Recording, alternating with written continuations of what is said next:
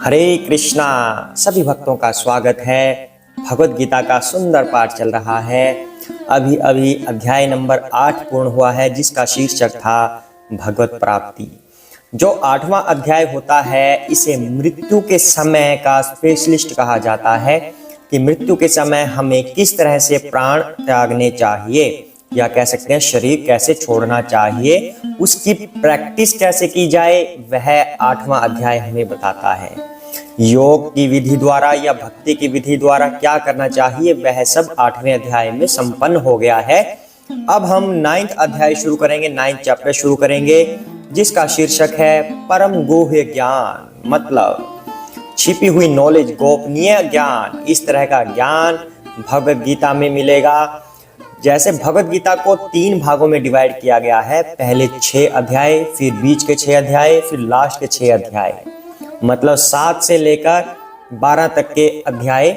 उन अध्यायों को मेन माना जाता है कि जैसे एक दूध होता है और उसके ऊपर मलाई आती है, तो मलाई वाला जो पार्ट होता है वह 7 से लेकर 12 वाले अध्याय हैं, जिसमें भक्ति योग का वर्णन होता है।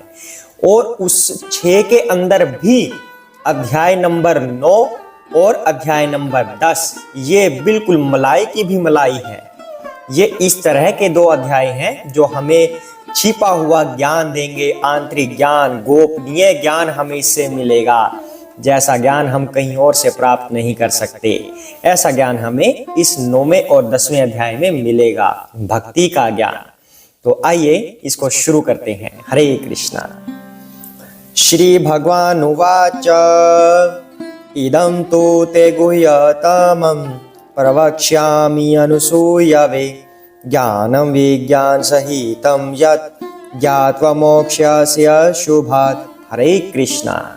श्री भगवान ने कहा, हे अर्जुन, चूंकि तुम मुझसे कभी ईर्ष्या नहीं करते, इसलिए मैं तुम्हें यह परम गुह्य ज्ञान तथा अनुभूति बतलाऊंगा, जिसे जानकर तुम संसार के सारे क्लेशों से मुक्त हो जाओगे।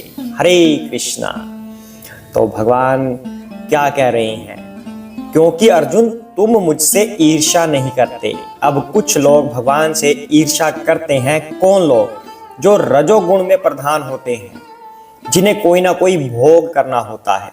वो क्या कहेंगे कि कृष्ण कौन है?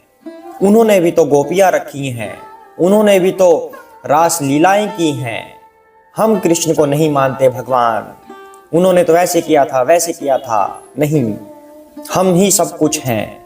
ऐसे ऐसे कुछ ना कुछ बातें कहते हैं नास्तिक प्रवृत्ति की, और भगवान से ईर्ष्या रखते हैं कि भगवान ने तो इस तरह करके आनंद लिया था।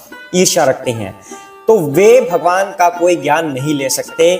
उनसे हम कुछ भी पूछेंगे, उन्हें कुछ भी पता नहीं होगा, पर वो प्रिटेंड ऐसे करेंगे जैसे वो ऑल नॉलेजेबल हैं, कि उन्हें सब कुछ आता है। इस तरह से वो दिखावा करेंगे, पर वास्तव में वो कुछ भी बता नहीं पाएंगे कृष्ण के बारे में, क्योंकि वो कृष्ण से ईर्ष्या कर रहे हैं।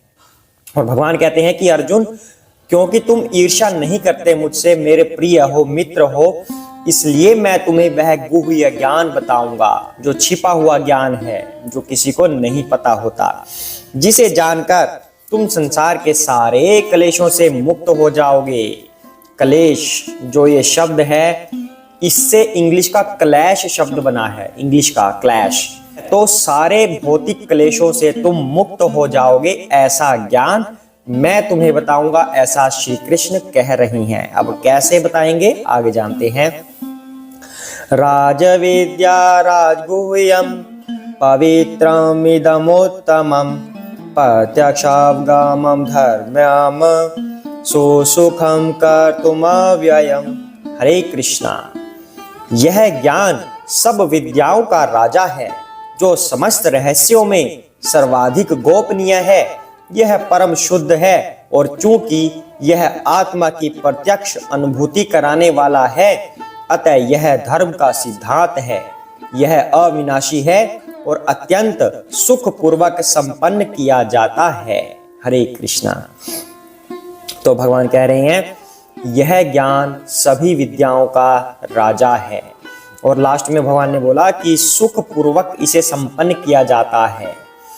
अब इसका मतलब क्या हुआ कि जो ये ज्ञान है यह हमें आनंद प्रदान करता है।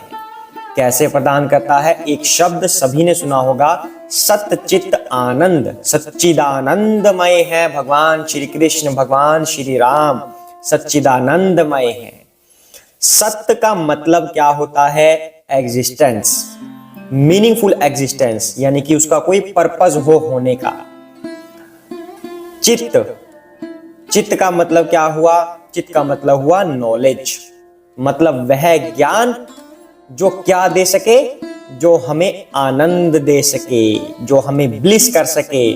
मतलब existence of something with knowledge that can give us bliss, मतलब उस चीज का होना किसी पर्पस से, किसी लक्ष्य से, जो ज्ञान भी रखता हो और वह ज्ञान हमें आनंद प्रदान करे। दैट इज सच्चिदानंद। क्या मतलब बना? अब फिल्मों में आपने सुना होगा, कोई पूछता है किसी दुखी से व्यक्ति से कैसे हो, तो आंसर आता है बस जीने के नाम पर जिए जा रहा हूं। क्या मतलब बना?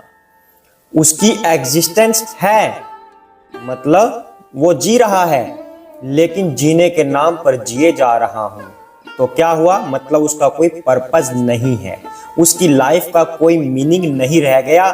बिना टारगेट के, बिना किसी पर्पस के होना ना होना एक बराबर हो जाता है। तो कह रहे हैं यहाँ पे सच्चिद आनंद में, सच्चिद आनंद में क्या कह रहे हैं? एग्जिस्टेंस विद पर्पस, कोई मीनिंगफुल एग्जिस्टेंस हो, ऐसे नहीं। तो दूसरी तरफ क्या बोलते हैं? जीने लगा हूं पहले से ज्यादा, ऐसे फिल्मों में सुनने को मिलता है ना। तो अब क्यों जीने लग गया वो ज्यादा? सोच कर देखिए, मतलब जी तो रहा है पर उसको कुछ मीनिंग मिल गया है, मैं पहले से ज्यादा जी रहा हूं। लेकिन ये सच्चित आनंद की कैटेगरी में नहीं आएगा। क्यों नहीं आएगा? क्योंकि इसमें भगवान की नॉलेज नहीं है, इसके अंदर भगवान नहीं आए कहीं पर। अब जो वो कह रहे हैं कि मैं पहले से ज्यादा जीने लगा हूं, मान लीजिए जिस वजह से वो ज्यादा जीने लगे हैं, यानी कि उसको भौतिक अटैचमेंट हुई है, भौतिक आसक्ति हुई है, तो जब उसकी वो आसक्ति पूरी ना हो तब क्या होगा? फिर उसका भी वही उत्तर आएगा, बस जीने के नाम पर जिए जा रहा हूं। होगा ना ऐसा? मतलब कुछ टाइम पहले तो था जीने लगा हूं पहले से ज्यादा, कितना खुश था, लेकिन उसके अंदर क्योंकि आध्यात्मिक लिंक कोई नहीं था, वह मटेरियल अटैच्ड था, उसके अंदर भौतिक आसक्ति थी किसी व्यक्ति के प्रति या किसी वस्तु के प्रति। जब उसे वो नहीं मिली, वो वस्तु या कोई व्यक्ति उसे नहीं मिला, तब उसका हाल फिर से वही हो गया, जिए जा रहे हैं जीने के नाम पर। मान लीजिए अब आप कहेंगे कि कुछ लोगों की सक्सेस भी हो जाती है, तो उस कंडीशन पे आ जाइए, मान लो वो कामयाब हो गया, विवाह हो गया, शादी हो गई, जो भी नाम वो उसको देना चाहे वो हो गया, उसके बाद बच्चे हो गए, फिर काम कर रहे हैं, दिन रात एक कर दी, बच्चों की पढ़ाई, ये वो, थक थुक के घर पे आते हैं, थक गए। सबके सामने तो ऐसे दिखाएंगे कि हाँ हम बिल्कुल ठीक है, ओके हैं, बहुत मेहनत कर रहे हैं। लेकिन जब उसका कोई प्रिय मित्र उससे ये सवाल करता है एकांत में बैठकर, कैसे हो राकेश, तो क्या उत्तर आएगा? बस यार जीने के नाम पर जी रहा हूं, यह भी कोई जिंदगी है, लगा हुआ हूं गधों की तरह। That is the meaning. उसके होने का कोई मीनिंग नहीं उसको दिख रहा, हालांकि उसके परिवार के लिए वो बहुत मीनिंगफुल है, पर उसको खुद अपने आप की एग्जिस्टेंस मीनिंगफुल नहीं लग रही। उसको लग रहा है कि मैं बस गधों की तरह काम करता जा रहा हूं बस, और मेरी लाइफ में कुछ है ही नहीं। तो मतलब क्या हुआ? सत्य चित्त आनंद, जिस एग्जिस्टेंस के अंदर भगवान का ज्ञान हो और वो हमें आनंदित करें, दैट इज कॉल्ड सच्चिदानंद। वह भगवान कह रहे हैं यहाँ पर कि मैं तुम्हें वो ज्ञान दूंगा जिससे तुम्हें आनंद आएगा, जिससे तुम्हारी एग्जिस्टेंस सच्चिदानंदमय हो जाएगी। उस ज्ञान की भगवान बात कर रहे हैं। अगर भगवान का ज्ञान हमारे पास नहीं है तो हमारा हाल वैसे ही रहेगा, जीने के नाम पर जी रहा हूं। और ऐसा कोई एक दो व्यक्ति नहीं होता, हम सभी उसी कैटेगरी में हैं। अगर हम भगवान के साथ नहीं जुड़ते तो हम यही बोलेंगे हमेशा जीने के नाम पर जी रहे हैं बस। अगर भगवान का ज्ञान आ गया तो फिर हमें आनंद आने लगेगा, फिर हम ऐसा कभी नहीं बोलेंगे।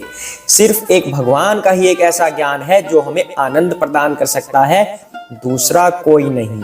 अब जो लोग कहते हैं कि सिर्फ ब्रह्म ज्योति में लीन होना ही सब कुछ है, हरि कथाएं भी सुनाएंगे, पर फिर वो लास्ट में बोल देते हैं कि ये हरि की कथाएं जो लीलाएं हुई थी ये निराकार से ही आई हैं, और वहीं पे करा कराया सारा चौपट हो जाता है। भगवान का ज्ञान लीजिए, सिर्फ यहां तक सीमित मत रहिए।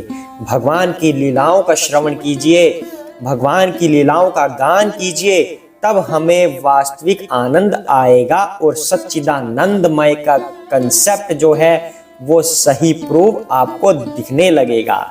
इसलिए कहते हैं कि सच्चिदानंदमय सिर्फ भगवान है। हमारी आत्मा, या कह सकते हैं कि हम भी सच्चिदानंदमय हैं, लेकिन हम इस शरीर के द्वारा कवर कर लिए गए हैं, तो हम उस सच्चिद आनंद को अनुभव नहीं कर पाते। इसलिए सिर्फ और सिर्फ भगवान सच्चिदानंदमय हैं, उनको किसी माया ने नहीं ढका।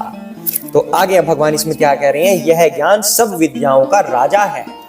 अब सब विद्याओं का राजा है मतलब कोई भी ऐसी विद्या नहीं है, कोई मटेरियल ऊर्जा, कोई मटेरियल ज्ञान, जैसे कोई कंप्यूटर इंजीनियरिंग करता है, C++, कंप्लीट रेफरेंस, ये लेखक, वो राइटर, पागल हो जाते हैं करते करते, लेकिन करना पड़ जाता है, पापी पेट। इसका भी सवाल है, खाना पड़ेगा हमें, मतलब भरण पोषण तो करना ही है। तो ये सब ज्ञान लेने से हमें कभी आनंद नहीं आएगा, सिर्फ हमारी मटेरियल नॉलेज बढ़ेगी और हम बस अपना भरण पोषण कर पाएंगे, आनंद इससे नहीं मिलेगा। तो इन सभी विद्याओं का राजा है भगवान का ज्ञान, ऐसा कृष्ण कह रहे हैं। और राजा के पास कोई विरला व्यक्ति ही पहुंच सकता है, क्योंकि राजा तो बिल्कुल गोपनीय होता है। राजा के पास हर कोई नहीं जा सकता कि कोई भी शहर में से उठा और राजा से मिल लिया, नो। जो भक्त होगा वही राजा से मिल सकता है, जो भक्त होगा वही ये ज्ञान प्राप्त कर सकता है। तो कह रहे हैं कि समस्त रहस्यों में यह सर्वाधिक गोपनीय है, क्योंकि राजा से मिलना एक गुप्त बात ही होती है। यह परम शुद्ध है, इसमें कोई मिश्रण नहीं होता किसी बात का, कि साथ में मजा भी ले लिया, साथ में ज्ञान भी ले लिया, भक्ति भी कर ली, मजा भी ले लिया, नो। ज्ञान, प्योर ज्ञान, बिल्कुल शुद्ध ज्ञान, शुद्ध भक्ति, दूसरा कोई मिश्रण नहीं। और चूंकि यह आत्मा की प्रत्यक्ष अनुभूति कराने वाला है, अतः यह धर्म का सिद्धांत है। यह हमें ज्ञान देता है कि हम आत्मा हैं, हम सिर्फ शरीर नहीं हैं। आत्मा है हम, जिसने यह शरीर धारण किया हुआ है। यह अविनाशी है और अत्यंत सुखपूर्वक संपन्न किया जाता है, मतलब अत्यंत, ये बिल्कुल ब्लिसफुल है, आनंद ही आनंद है। भगवान की लीलाओं के बारे में श्रवण करेंगे, आनंद आएगा। अगर सिर्फ ध्यान में बैठेंगे तो नींद आएगी, उसमें आनंद नहीं आएगा। हालांकि ध्यान करना अच्छा होता है, पर आनंद की अनुभूति उसमें नहीं होती। आनंद की अनुभूति भगवत ज्ञान में होती है, भगवत लीलाएं में होती है। अगर हम भगवान की लीलाओं का श्रवण करेंगे उसमें आनंद होता है, ऐसा श्री कृष्ण बता रहे हैं। ये ज्ञान अविनाशी है, जिसका नाश कभी नहीं होता। तो इस तरह का ज्ञान क्या कोई सुनना चाहेगा? बताइए, हर कोई सुनना चाहेगा जिसमें इतना आनंद हो। तो अध्याय नंबर 9 और अध्याय नंबर 10 इसी तरह का ज्ञान हमें देने वाला है, जिसमें आनंद ही आनंद है। आज के लिए हम इतना ही करेंगे, सभी साथ में बोलेंगे जय श्री कृष्ण चैतन्य प्रभु नित्यानंद श्री अद्वैत गदाधर श्री वसादि गौर भक्त वृंदा। हरे कृष्ण कृष्ण कृष्ण हरे हरे, हरे राम राम राम हरे हरे, हरे कृष्णा।